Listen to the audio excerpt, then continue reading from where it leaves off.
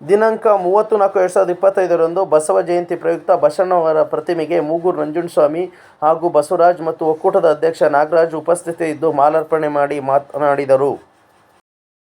ಪ್ರಪಂಚದಲ್ಲಿ ಪ್ರಜಾಪ್ರಭುತ್ವ ಪರಿಕಲ್ಪನೆ ಇಲ್ಲಿರ್ತಕ್ಕಂಥ ಕಾಲಘಟ್ಟದಲ್ಲಿ ಅನುಭವ ಮಂಟಪ ಎನ್ನುವಂತಹ ಒಂದು ಪ್ರಜಾಪ್ರಭುತ್ವ ಪರಿಕಲ್ಪನೆಯನ್ನು ಜಗತ್ತಿಗೆ ಹಾಕಿಕೊಟ್ಟಂತಹ ಒಬ್ಬ ಮಹಾಮಾನವತಾವಾದಿ ಯಾರಪ್ಪ ಅಂದರೆ ಅವನು ಬಸವಣ್ಣ ಅಂತೇಳಿ. ಸ್ತ್ರೀ ಎನ್ನುವಂಥದ್ದಕ್ಕೆ ಪರಿಪೂರ್ಣವಾಗಿ ಸ್ವಾತಂತ್ರ್ಯವನ್ನು ಕೊಡೋದ್ರ ಮುಖಾಂತರ ಎಲ್ಲ ಶೋಷಿತರನ್ನ ದಮನಿತರನ್ನು ಒಂದೆಡೆಗೆ ತಂದು ಮನುಕುಲಕ್ಕೆ ಮಾನವೀಯ ಧರ್ಮವೇ ಶ್ರೇಷ್ಠ ಎನ್ನುವಂತಹ ಕಾಯಕ ಮಂತ್ರವನ್ನು ಜಗತ್ತಿಗೆ ಕೊಟ್ಟಂತಹ ಬಸವಣ್ಣ ಇದು ಸಾಂಸ್ಕೃತಿಕ ನಾಯಕ ಎನ್ನುವಂಥದ್ದನ್ನು ಕರ್ನಾಟಕ ಸರ್ಕಾರ ಈಗಾಗಲೇ ಒಂದು ಘೋಷಣೆ ಮಾಡಿರ್ತಕ್ಕಂಥದ್ದು. ಬಸವಣ್ಣನ ಸಮಾನ ತತ್ವವನ್ನು ಜಗತ್ತಿಗೆ ಸಾರುವ ನಿಟ್ಟಿನಲ್ಲಿ ಅದು ಕರ್ನಾಟಕ ಇಟ್ಟಂತಹ ನಾಡಿಗೆ ಇಟ್ಟಂತಹ ಮೊದಲ ಹೆಜ್ಜೆ ಅಂತಕ್ಕಂಥದ್ದು.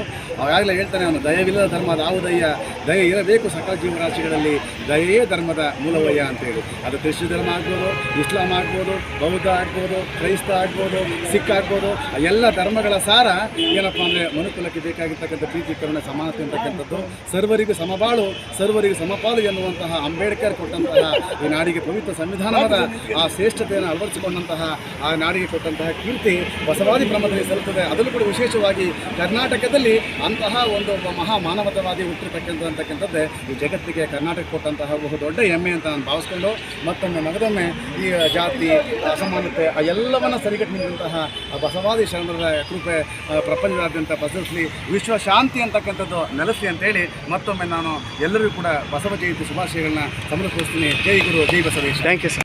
ಮಾಡಿರ್ಬೋದು. ಮುಂದಿನ ಇದೇ ತಿಂಗಳು 24-25 ನಮ್ಮ ಒಕ್ಕೂಟದ ಅಧ್ಯಕ್ಷರ ನಾಗರಾಜ್ ಅವರ ನೇತೃತ್ವದಲ್ಲಿ ಅದ್ದೂರಿ ಕಾರ್ಯಕ್ರಮವನ್ನು ಗ್ರಾಮದಲ್ಲಿ ಏರ್ಪಡಿಸ್ತಾ ಇದ್ದೀವಿ. ಅದಕ್ಕೆ ಎಲ್ಲ ವರ್ಗದ ಜನತೆ ಮತ್ತು ರಾಜ್ಯದ ಮುಖ್ಯಮಂತ್ರಿಗಳು, ಮಂತ್ರಿಗಳು, ನಾಡಿನ ಸಾಂಸ್ಕೃತಿಕ ನಾಯಕರನ್ನ ಆಹ್ವಾನ ಮಾಡಿದ್ದೇವೆ.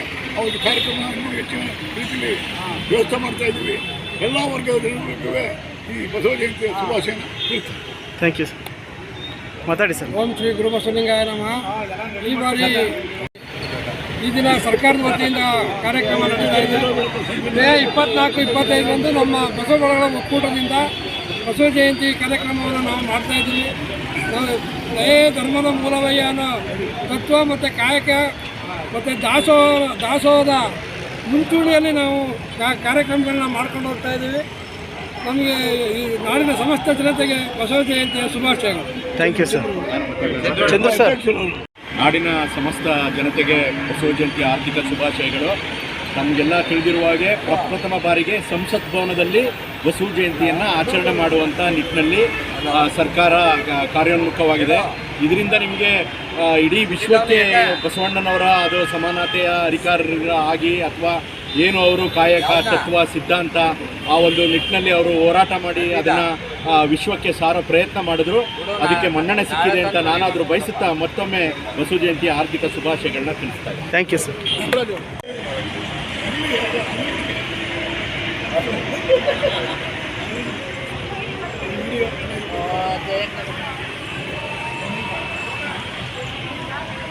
ದಯಮಾಡಿ ಸ್ವೀಕರಿಸಿ ಎಲ್ಲ ಕೆಲ ಮಂತ್ರಿಗಳು